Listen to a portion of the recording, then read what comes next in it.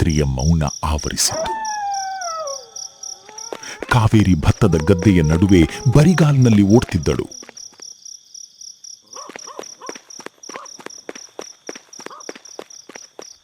ಅವಳ ಉಸಿರು ತೀವ್ರವಾಗಿ ಏರ್ತಿತ್ತು. ಯಾರಾದ್ರೂ ಹೇಳಿ ನಾನು ಇಲ್ಲಿಗೆ ಹೆಂಗ್ ಬಂದೆ? ಹಿಂದಿನಿಂದ ಗೆಜ್ಜೆಯ ಸದ್ದು ಕೇಳಿಸಿತು.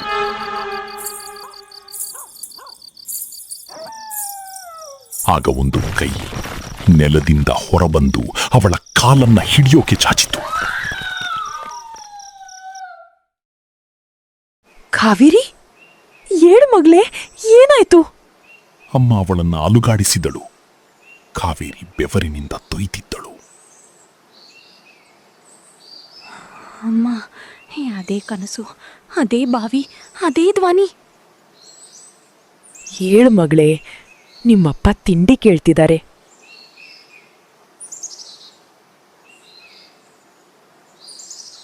ಕಾವೇರಿಯ ಅಪ್ಪ ಸಿಟ್ಟಿನ ಮನುಷ್ಯ. ಈ ಹುಡುಗಿಗೆ ಪ್ರತಿ ರಾತ್ರಿ ಕೆಟ್ಟ ಕನಸು. ಯಾವ ಗ್ರಹಚಾರ ಇವಳು ಹಿಂದೆ ಬಿದ್ದಿದೆಯೋ ಗೊತ್ತಿಲ್ಲ. ಗಂಡು ಹುಟ್ಟಿದ್ದಿದ್ರೆ ಹೊಲ ನೋಡ್ಕೊಳ್ತಿತ್ತು.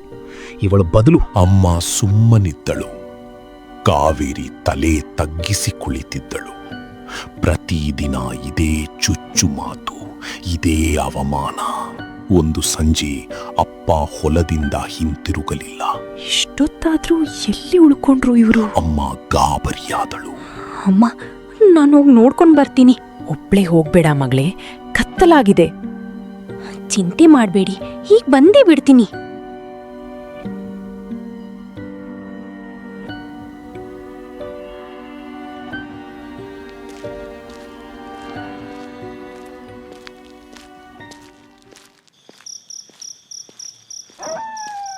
ಕಾವೇರಿ ಊರಿನ ಹಳೆಯ ಬಾವಿಯತ್ರ ಹಾದು ಹೋದಳು. ಅಲ್ಲಿಗೆ ಹೋಗೋಕೆ ಯಾರಿಗೂ ಅವಕಾಶ ಇರಲಿಲ್ಲ. ಗಾಳಿ ಇದ್ದಕ್ಕಿದ್ದಂತೆ ನಿಂತೋಯ್ತು. ಆಗ ಒಂದು ಮೆಲುದನಿ ಪ್ರತಿಧ್ವನಿಸಿತು. ಕಾವೇರಿ, ಇಷ್ಟು ಹತ್ತಿರ ಬರಬೇಡ, ಇನ್ನೂ ಸಮಯ ಆಗಿಲ್ಲ. ಕಾವೇರಿ ಭಯದಿಂದ ಓಡಿ ನೇರ ಮನೆ ತಲುಪಿದಳು. ಅಪ್ಪ ಅಲ್ಲಿ ಅಂಗಳದಲ್ಲಿ ಕುಳಿತಿದ್ದ, ಏನೂ ಆಗಿಲ್ಲ ಅನ್ನೋ ಹಾಗೆ.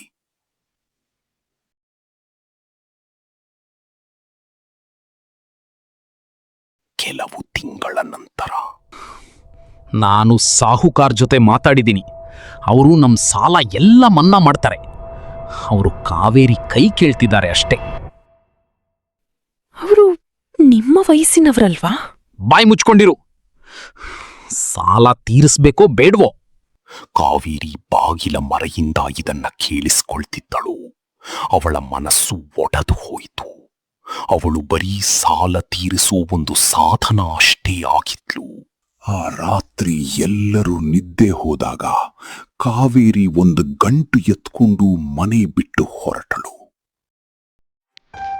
ಅಲೆಯುತ್ತಾ ಅಲೆಯುತ್ತಾ ಅವಳು ಊರಿನ ಗೌಡರ ಮನೆ ಬಾಗಿಲಿಗೆ ತಲುಪಿದಳು. ಮಗಳೇ, ನೀನು ಒಬ್ಬಳೇ ಈ ಪರಿಸ್ಥಿತಿಯಲ್ಲಿ. ಸರಿ, ಇಲ್ಲಿ ಕೆಲಸ ಮಾಡ್ಕೋ, ಇರೋಕೆ ಜಾಗ ಸಿಗುತ್ತೆ. ಕಾವೇರಿಗೆ ನೆಮ್ಮದಿ ಸಿಕ್ಕಿತು. ಬಹುಶಃ ಈಗ ಸಮಾಧಾನ ಸಿಗುತ್ತೆ ಅಂತ. ಆದರೆ ಒಂದು ರಾತ್ರಿ ಗೌಡರು ಕುಡಿದ ನಶೆಯಲ್ಲಿ ಅವಳ ಕೋಣೆವರೆಗೂ ಬಂದರು. ನೀನಿಲ್ಲಿ ಕೆಲಸ ಮಾಡ್ತೀಯಾ ಅಂದ್ರೆ ನನ್ನ ಮಾತು ಕೇಳಬೇಕು. ಕಾವೇರಿ ಭಯದಿಂದ ಹಿಂದೆ ಸರಿದು ಕಿಟಕಿಯಿಂದ ಹಾರಿ ಕತ್ತಲ ಕಾಡಿಗೆ ಓಡಿ ಹೋದಳು. ಈಗ ಕಾವೇರಿ ಸಂಪೂರ್ಣ ಒಬ್ಬಂಟಿಯಾಗಿದ್ಲು. ಮನೆಯೂ ಇಲ್ಲ, ಆಸರೆಯೂ ಇಲ್ಲ. ಕಾವೇರಿ, ಈ ಜಗತ್ತು ನಿನ್ನನ್ನ ತಿರಸ್ಕರಿಸಿತು, ಆದ್ರೆ ನಾನು ನಿನ್ನನ್ನ ಸ್ವೀಕರಿಸ್ತೇನೆ. ಬಾ ನನ್ನ ಹತ್ರ. ಮೊದಲು ಅವಳು ಹೆದರುತ್ತಲೇ ಇದ್ಲು. ಆದರೆ ವಾರಗಟ್ಟಲೆ ಹಸಿವು, ಚಳಿ ಮತ್ತೆ ಒಂಟಿತನ ಅವಳ ಮನಸ್ಸನ್ನ ಬದಲಾಯಿಸಿತು. ಒಂದು ರಾತ್ರಿ ಅವಳೇ ಆ ಧ್ವನಿಯ ದಿಕ್ಕಿನಲ್ಲಿ ನಡೆದಳು. ನೀರಾದಿ ಹಳೆಯ ಬಾವಿಯ ಕಡೆಗೆ. ಬಾವಿಯ ಬದಿಯಲ್ಲಿ ಒಬ್ಬ ಮುದುಕಿ ಕುಳಿತಿದ್ಲು. ಮುಖದ ಮೇಲೆ ಕಪ್ಪು ಮುಸುಕು. ಬಂದ್ಯಾ ನೀನು ಕಾವೇರಿ? ನೀವು ಯಾರು? ನನಗೇನ್ ಗೊತ್ತು ನಿಮ್ಗೆ? ನಾನ್ ಮಾಯಾವಿನಿ. ವರ್ಷಗಟ್ಟಲೆ ಈ ಬಾವಿಯಲ್ಲಿ ಸಿದ್ಧಿ ಸಾಧಿಸ್ತಿದ್ದೀನಿ. ನಿನ್ನಂತ ಒಬ್ಬ ಶಿಷ್ಯಗಾಗಿ ಕಾಯ್ತಿದ್ದೆ. ಯಾರನ್ನ ಈ ಜಗತ್ತು ತಿರಸ್ಕರಿಸಿದ್ಯೋ ಅಂತವಳಿಗಾಗಿ. ನಾನೇನ್ ಮಾಡ್ಬೇಕು? ಪ್ರತಿ ರಾತ್ರಿ ನನ್ನ ಜೊತೆ ಒಂದು ಕ್ರಿಯೆ ಮಾಡಬೇಕು, 3 ಹುಣ್ಣಿಮೆವರೆಗೆ. ಅದಕ್ಕೆ ಬದಲಾಗಿ ನಿನಗೆ ಎಂಥ ಶಕ್ತಿ ಸಿಗುತ್ತೆ ಅಂದ್ರೆ, ಈ ಜಗತ್ತಿನ ಯಾವ ಗಂಡಸು, ಯಾವ ಅಪ್ಪನು, ಯಾವ ಗೌಡನು ನಿನ್ನನ್ನ ಮತ್ತೆ ಮುಟ್ಟೋಕೆ ಆಗಲ್ಲ. ಕಾವೇರಿಯ ಕಣ್ಣಲ್ಲಿ ಒಂದು ಹೊಳಪು ಮೂಡಿತು. ಸೇಡು ತೀರಿಸಿಕೊಳ್ಳುವ ಅವಕಾಶ. ಪ್ರತಿ ರಾತ್ರಿ ಕಾವೇರಿ ಬಾವಿಯ ಬದಿಯಲ್ಲಿ ಕುಳಿತು ಒಂದು ಹಳೆಯ ಮಂತ್ರ ಜಪಿಸ್ತಿದ್ಲು. ಮಾಯಾವಿನಿ ಒಂದು ಕಪ್ಪು ಗಂಟು ತಗೊಂಡು ದಟ್ಟ ಕಾಡಿನ ಕಡೆಗೆ ಹೋಗ್ತಿದ್ಲು. ಮಾಯಾವಿನಿಯವರೇ, ನೀವ್ ಪ್ರತಿ ರಾತ್ರಿ ಎಲ್ಲಿಗೆ ಹೋಗ್ತೀರಾ? ಕೇಳ್ಬೇಡ, ನಿನ್ ಕೆಲ್ಸ ನೀನ್ ಮಾಡು. 2 ವಾರ ಕಳೆಯಿತು. ಒಂದು ರಾತ್ರಿ ಕಾವೇರಿಯ ಮನಸ್ಸು ಒಪ್ಪಲಿಲ್ಲ. ಅವಳು ಸದ್ದಿಲ್ಲದೆ ಮಾಯಾವಿನಿಯ ಹಿಂದೆ ಹೋದಳು.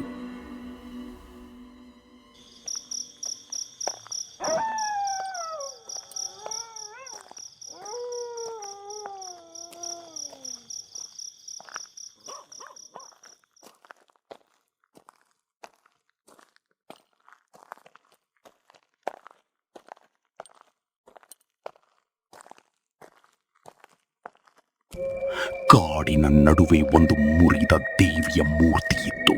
ಅರ್ಧ ನೆಲದೊಳಗೆ ಹೂತಿತ್ತು. ಮಾಯಾವಿನಿ ತನ್ನ ಮುಸುಕು ತೆಗೆದಳು. ಅವಳ ಅರ್ಧ ಮುಖ ಸುಟ್ಟಿತ್ತು. ಕಾವೇರಿ ನಡುಗಿ ಹೋದಳು. ಆಗ ಹಗ್ಗದೊಂದಿಗೆ ಕಟ್ಟಿ ಹಾಕಿದ ಒಬ್ಬ ಯುವಕನನ್ನ ಎಳಕೊಂಡು ತಂದರು.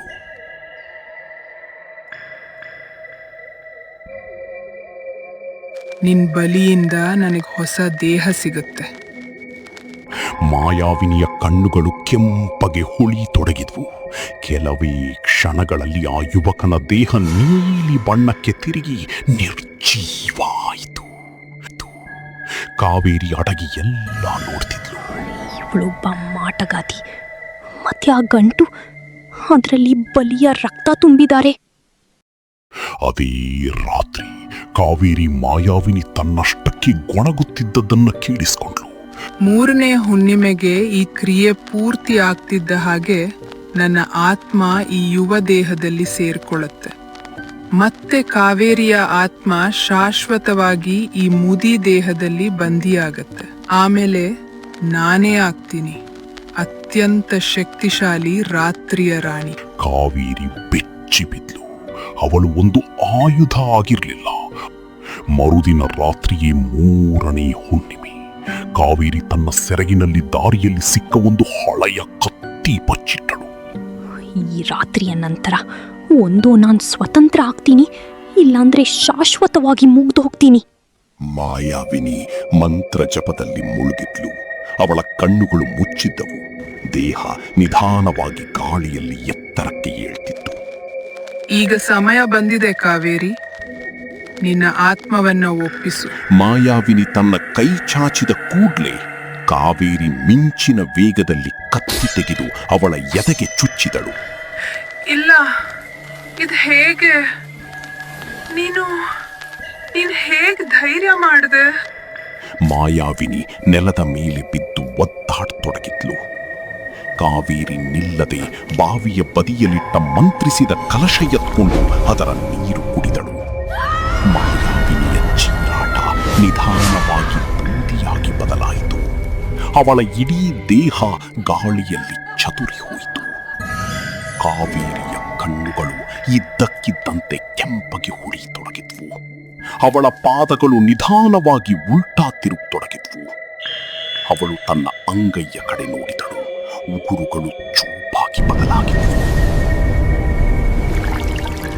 ಈಗ ಯಾರೂ ನನ್ನನ್ನು ದುರ್ಬಲ ಅಂತ ತಿಳ್ಕೊಳ್ಳಲ್ಲ. ಈಗ ನಾನು ರಾತ್ರಿಯ ರಾಣಿ. ಊರಿನಲ್ಲಿ ಮರುದಿನ ಬೆಳಗ್ಗೆ ಗೊತ್ತಾಯಿತು. ಗೌಡರ ಇಡೀ ಮನೆ ಸುಟ್ಟು ಬೂದಿಯಾಗಿತ್ತು. ದೂರದ ಬಾವಿಯ ಬದಿಯಲ್ಲಿ ಮಂಚಿನಲ್ಲಿ ಒಂದು ನೆರಳು ನಗುತ್ತಿತ್ತು. ಕಾವೇರಿಯ ಈ ರೂಪ ಮುಂದೆ ಏನಾಗುತ್ತೆ ಅಂತ ತಿಳ್ಕೊಳಕ್ಕೆ ಜೊತೆಗಿರಿ. ಕಥಾ ಟೂನ್ ಕನ್ನಡನ ಮುಂದಿನ ಭಾಗದಲ್ಲಿ.